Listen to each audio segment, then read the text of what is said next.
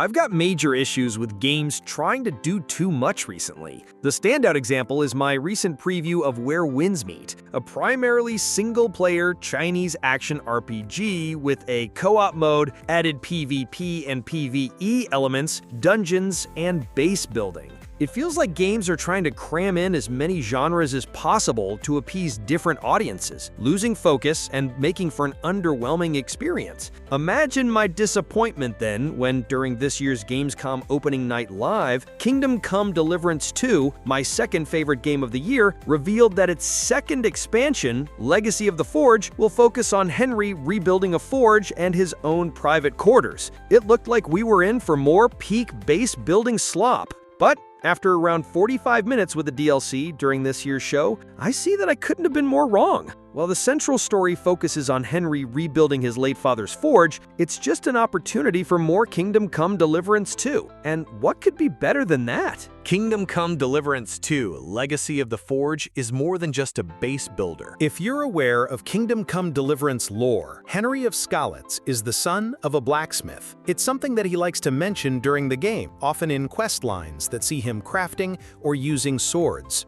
His relationship with his father is also regularly mentioned throughout the main story. It plays a central role in the game's ending, and the Legacy of the Forge DLC looks set to offer a deeper insight into Henry's past. Just outside of the Kuttenberg Gates, not far from the Hole-in-the-Wall pub, Henry sets himself the lofty goal of repairing his late father's burnt-down forge, becoming intent on fixing the city's astrological clock in the process. To do this, it will require more than just gathering materials, as Henry will need to earn the money to rebuild the forge and earn the trust of Kuttenberg's residents, who otherwise wouldn't allow him to reconstruct the prestigious clock. It offered Warhorse Studios another opportunity to intersperse the game's unique humor with some fun missions. Throughout Kuttenberg's map are a bunch of new quests which help Henry earn prestige, a new stat to be leveled up, much like persuasion, coercion, and intimidation. These new missions, at least the ones I experienced,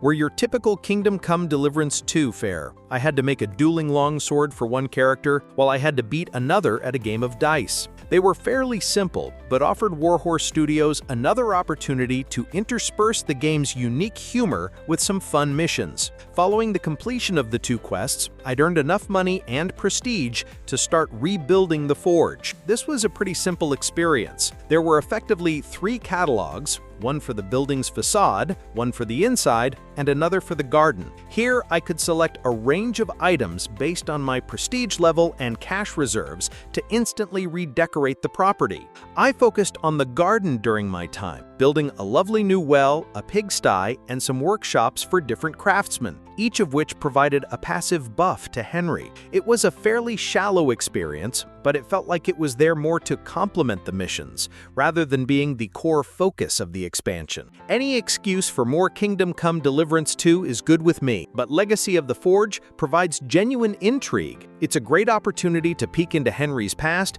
with the blacksmith's son using his new experience and connections to fulfill the legacy he was always meant to.